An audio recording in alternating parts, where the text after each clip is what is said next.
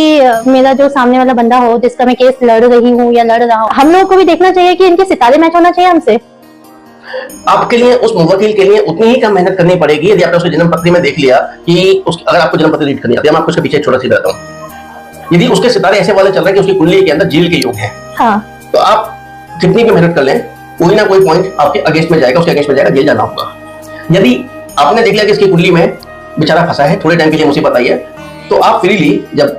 Case को भी present करोगे तो आपके अंदर एक डिफरेंट लेवल का कॉन्फिडेंस होगा कि हाँ, ये तो बाहर निकलना ही है, इसमें कोई पाप या कोई जुर्म या कोई अपराध नहीं। वो जो चीज होनी है वो होनी है, जो नहीं होनी वो नहीं होनी। आपके केवल कर्मस, क्योंकि अगर हिंदू माइथोलॉजी की बात करें तो उस केस में जो आपने कर्म किए हैं उसका रेजिडुअल फल तो आपको मिलना है, चाहे पिछले जन्म में मिलना था, जिस जन्म में किए हैं, या उसका जो रेजिडुअल सम बचा है वो इस जन्म में मिलेगा। इस जन्म से जो बैलेंस बचेगा वो अगले जन्म में भुगतना पड़ेगा। तो जो रीबर्थ और रिकार्नेशन वाला जो पार्ट है वो थ्योरी यहाँ आ जाती है। अब सेम चीज आप यहाँ अप्लाई करें,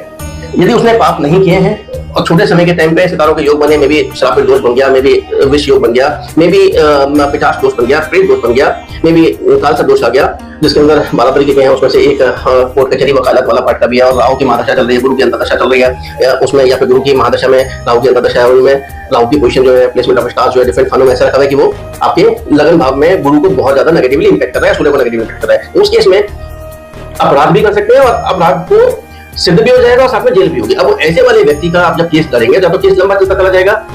आप इलीगल मीन से हो सकता है कि कुछ टाइम रोक लें, बट लॉन्ग रन में नहीं होगा। या जब तक वो समय पास ऑन नहीं हो जाएगा, जो समय चल रहा है, जब तक वो समय पास ऑन नहीं हो जाएगा, he has to suffer or she has to suffer। तो यहाँ पे यस, आप अगर आपको अगर जानकारी है कुंडली रीड करने की, तो आप अपने मुंह वकील के केस लेने से पहले आप उसकी कुंडली चेक कर लीजिए कि उस समय क्या महादशा अंतर्दशा। नहीं सर, उसके लिए हम आपको चूज करेंगे सर, आप तो है ही गुरु सर, उसके लिए हम आपको सर फॉरवर्ड कर दिया करेंगे। वो तो चलो एक जोखिम वाली बात होगी कि आप लेकिन खुद भी चेक कर सकते हैं ये कि बहुत इजीली ऐप पे डाल के डिटेल्स डाल के, हाँ, उसको रीड करके उसको इंटरप्रेट करना इज डिफरेंट थिंग, बट आपको ये पता चल जाएगा कि इसकी कुंडली में किस तरीके के दोष या योग है, वो बन के जाता है। आप खुद भी रीड कर सकते हैं, उसके हिसाब से आप चूज कर सकते हैं कि मुझे इसका केस लेना चाहिए, ये सही है या ब्लफ कर रहा है। सर आप डेट ऑफ बर्थ से बता देते हैं, नंबर आपके लिए लकी है, आपका ये नंबर बनता है डेट ऑफ बर्थ से, तो क्या हम डेट ऑफ बर्थ मतलब एक छोटी सी चीज से डेट ऑफ बर्थ से भी तो हम अपने केस ले सकते हैं?